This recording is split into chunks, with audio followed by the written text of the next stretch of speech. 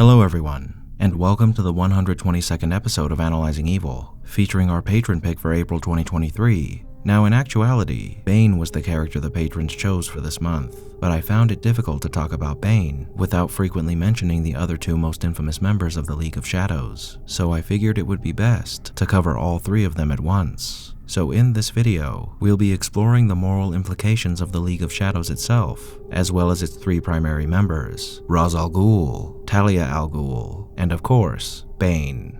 As with all of my videos covering characters that have multiple variations, this video will only be focusing on these three characters as they appear in the Dark Knight trilogy of films, so keep that in mind as we continue. However, my motto is, if they're evil, I'll get to them eventually, so expect to see other iterations of these characters covered at some point in the future. Now without further ado, let's begin. The League of Shadows is an organization dedicated to tempering the world's excesses and eliminating the evil that results from them. For thousands of years, they have existed to stamp out decadence and corruption when its bearing on the world forces humanity into the depths of criminality and despair. The sacking of Rome, the Black Plague, the burning of London, and perhaps every other societal disaster can be traced back to the actions of the League of Shadows. Though eliminating evil and remedying human despair would seem to be enough motivation for taking these actions, the League's reason for doing so runs much deeper than that. If the words of Ra's al Ghul are meant to reflect the overall ideology of the League, then we can assume that the League believes they know how humanity should live, and the inevitable corruption of man is an affront to that ideal. Harmony is the word that Ra's al Ghul uses when he's speaking to Bruce on this subject at his home, and it's harmony that they seek to achieve. Harmony within every community, within every relationship, and within every soul, erasing the man-made sins that are an insult to our very nature. And so, rather than trimming the rot from their crop, the League cuts it down and uses its remaining nutrients to grow new ones, annihilating decrepit societies so new ones might grow and prosper from the ashes of their decadent ruin. It's interesting to note that we're given a deeper understanding of the League's overall ideology and mentality in regard to the way they attempt to solve the problems of society's decadence when Ra's is deflecting an accusation Bruce makes about the League, that accusation being that they're comprised of vigilantes. Raz's response to this is, and I quote, "A vigilante is just a man lost in the scramble for his own gratification. He can be destroyed or locked up, but if you make yourself more than just a man, if you devote yourself to an ideal, and if they can't stop you, then you become something else entirely, a legend." This simple exchange reveals the attitude of the League towards individual acts of justice, as well as the standard they hold themselves to as a collective, viewing the latter as useless in the face of the bigger picture, and the former as the stalwart defenders of human prosperity. Similarly, what assists members of the League in committing these atrocities is their view that the entire populace of these cities or civilizations are guilty of contributing to the corruption of humanity. This is what separates the League from people like the Waynes and their foundation. Whereas the Waynes attempted to repair society by targeting those responsible for its degradation and by also helping those in need, the League holds all responsible, and they view each and every one of them as beyond saving. This mentality is central to many groups throughout our history that have been the orchestrators of mass murders and the like, because rather than targeting the individuals who might be responsible for perpetrating the crimes you're accusing people of, or attempting to solve the problem by humanitarian means, you label entire groups as being a single entity that are culpable for these crimes, and in that way, you condition the members of your own organization to view the people they're about to kill as less than human, criminals and evildoers who don't deserve to live and don't deserve your mercy. However, words are just words, and it's the people who work on behalf of the League of Shadows that are the real problem. And there's no one that can be held more accountable for propping up these horrid ideals than the leader of such an organization. And the first head of the League that we're introduced to is none other than Ra's al Ghul, a confident, disciplined, and elegant man one who appropriately leads his shadowy organization from the shadows. In the comics, Ra's is an immortal man by virtue of his Lazarus pits, and while in these films he mentions that he's immortal and even appears to Bruce while he's imprisoned in the pit, it's far more likely that he claims to be immortal here due to the longevity of his organization, seeing himself as the League of Shadows, and therefore immortal due to its continued existence even after his passing. And when Bruce sees him in the pit, he's nothing more than a hallucination brought on by his fractured mind and body. Another possibility in this universe is that Talia al Ghul is actually a title, a name that was handed down through the centuries to be used by the head of the League. And this could be what the current Ra's meant when he claimed to be immortal. Another way for the League to imply that what it is and what it does is nigh unstoppable, as the Hydra will always regrow its head. However, it is far more likely that what he meant by his immortality was the longevity of the organization itself, as well as the passing of his will onto an heir that upholds the mantle of the League of Shadows. And in this case, that heir is his daughter, Talia al Ghul. Now, whatever the case may be, Raz's motivation for joining and eventually leading this organization is partly explained to us in what little backstory we're given on him. 30 years before the start of Batman Begins, Talia al Ghul was a mercenary operating in an unnamed desert land. Fortunately and unfortunately for Raz, he fell in love with the daughter of the warlord of this land and married her in secret. Not wishing to see his daughter debase herself by marrying this gruff commoner, Raz was condemned to the pit. However, instead of being taken to this hell on earth, Raz was exiled, and the price of his freedom amounted to the imprisonment of his wife. No doubt a punishment for her defilement of her father's will, as well as for her pregnancy. Thus, Raz's daughter Talia was born in this prison, and her mother died protecting her. We'll get to Talia in just a moment, but it's safe to say that this tragic string of events led Raz to desiring to avenge his wife, which according to him, he did, presumably by killing her father, as well as by liberating the pit, punishing those responsible for his wife's death, and claiming it as his own. But he also wanted to transform his life from that of a mercenary into one with purpose, one dedicated to eliminating the evil that saw him condemned and exiled for daring to love another human being, the same evil that imprisoned the love of his life and signed her death warrant. So prior to avenging his wife, Raz sought out and joined the League of Shadows, training long and hard to become its head. And though in years past, the League had used economics in an attempt to destroy Gotham, Raz was responsible for putting into motion the plan to destroy Gotham through force and manipulation, just as the League had destroyed so many other centers of human decadence. With everything we know about Raz, it's easy to see how all that he has experienced led him to dedicating his life to the League. Perhaps he was this way before becoming a member, but it would also explain his arrogance and pretentiousness. As a man who heads an organization that believes it knows what's best for humanity is bound to be a bit haughty in the way he conducts himself. So it's tragedy and societal disillusionment that led this man to take the dreaded path he took. Worthy negative experiences that could warp a man into the perfect member of the League of Shadows. But no matter how perfect he might have been, Talia al Ghul ultimately failed his mission and met his demise. However, just as he claimed, Raz was indeed immortal, or at least his will and the will of the League is, as the fulfillment of the goals of an organization that has survived for centuries could not be so easily crushed.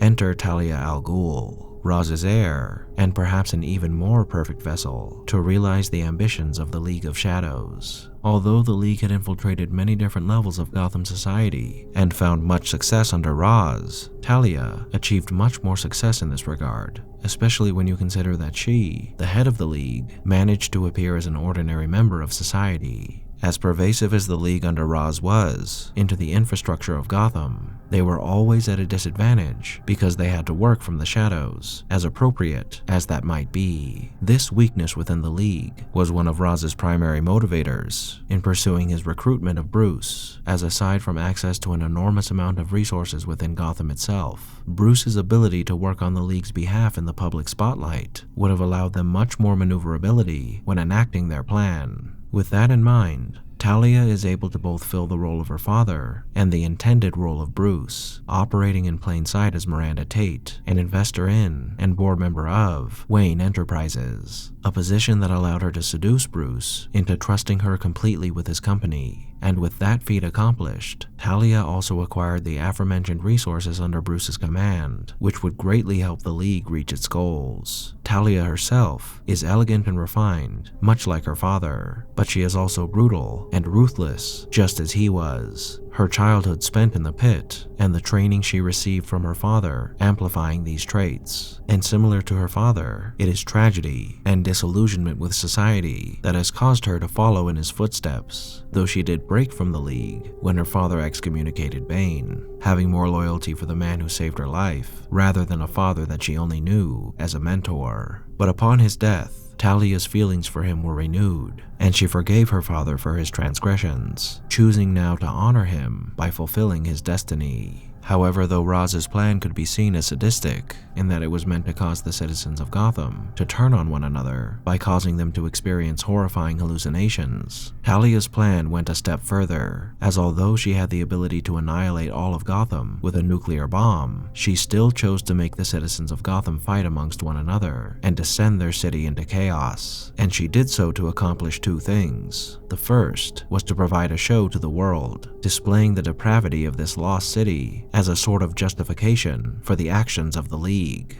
But the second reason can be surmised from the words of Bane, who we can assume is an extension of Talia due to his devotion to her. And if that's the case, everything that Bane does and says is done with the blessing of Talia, as everything that Talia does for the League is done to avenge and honor her father. And as we'll explore shortly, Bane doesn't exactly have much of a reason to avenge Raz, but I digress. Here is what Bane says to Bruce when he first brings him down into the pit.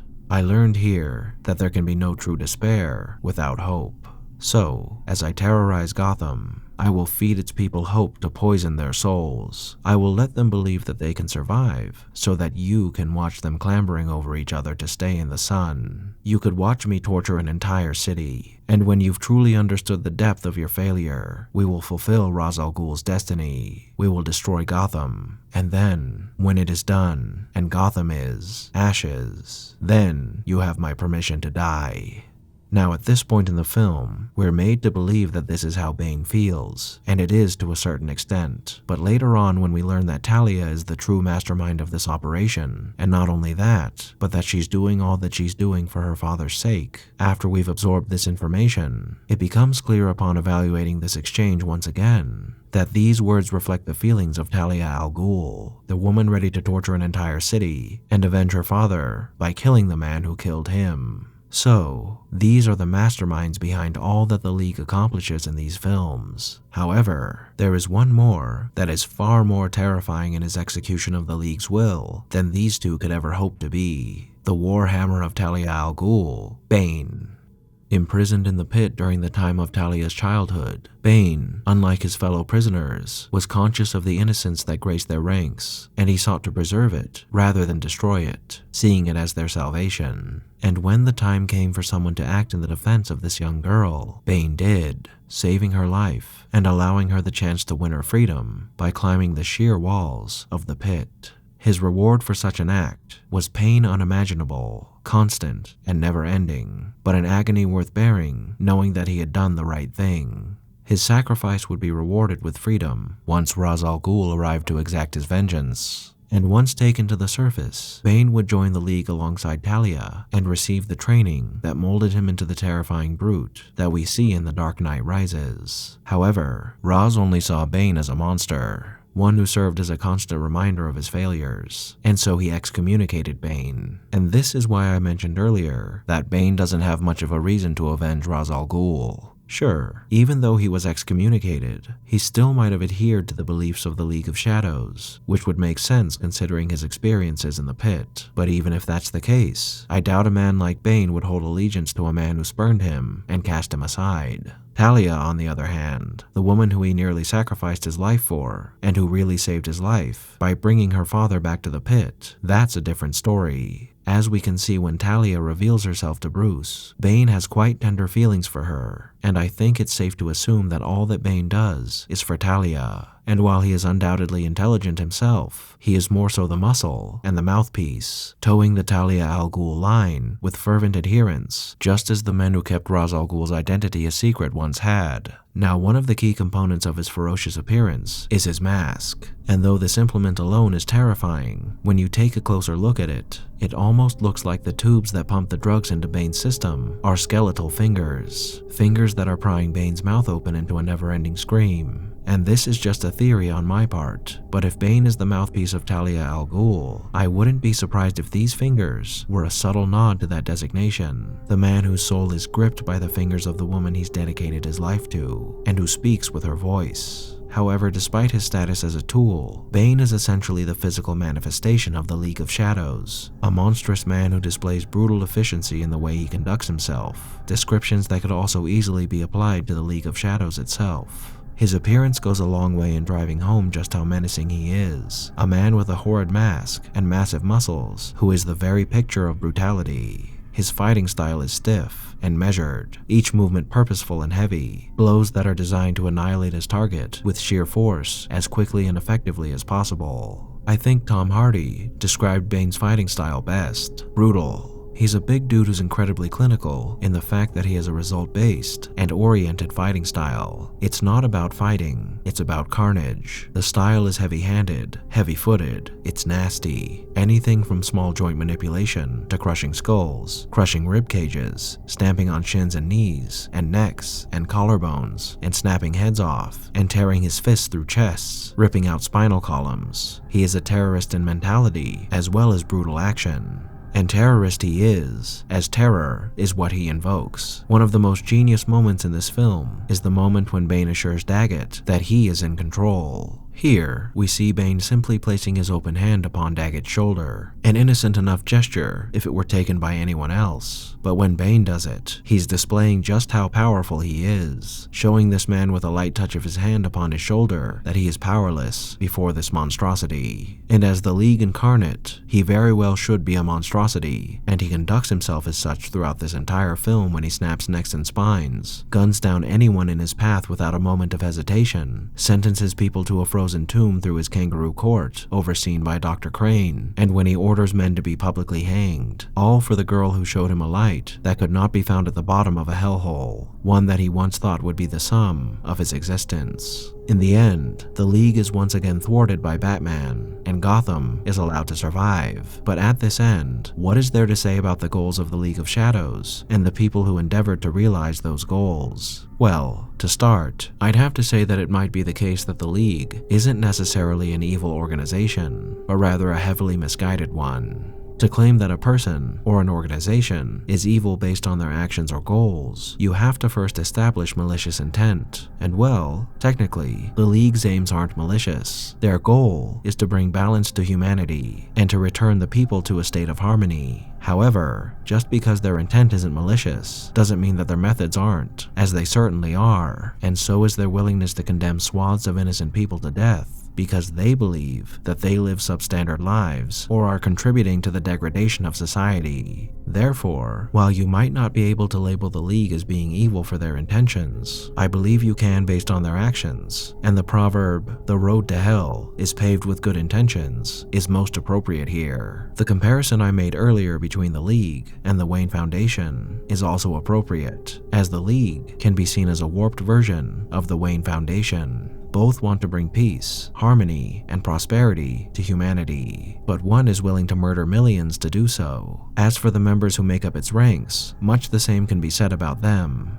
Yes, Ra's, Talia, and Bane are all responsible for numerous atrocities, and they should be condemned for committing them. But we do have to keep in mind that none of these actions were taken simply for the sake of destruction or personal power, but for an idealistic goal. It's worth noting that they all in one way or another came to embrace the League of Shadows through some form of tragedy, And because they were given negative experiences by the dark underbelly of humanity, their tragedy and growing disillusionment with the corruption of humankind led them to a point where they were able to condemn people living in a corrupt city to death simply for living there. So ideals, tragedy, and disillusionment is what has brought forth these would-be virtuous men and women, and therein lies the problem, as many, if not all mass murders that were orchestrated by governments or other organizations over the course of our history have made idealism and corruption their excuse when committing these atrocities. But no matter how you slice it, the destruction of innocent human lives, who you view as guilty by virtue of their existence, is inexcusable, and all who fall under the heavy influence of the League of Shadows are nothing more than perpetrators of organized evil.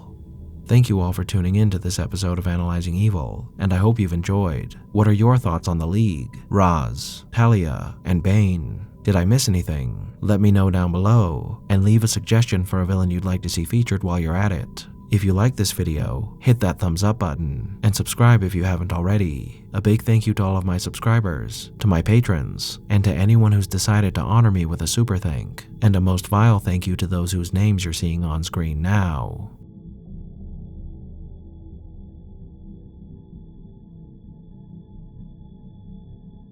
Join the channel's Discord server and Reddit to interact with myself and the community, and follow me on the social media platforms listed below to keep up with the channel. As always, thanks for watching, and I'll be seeing you soon.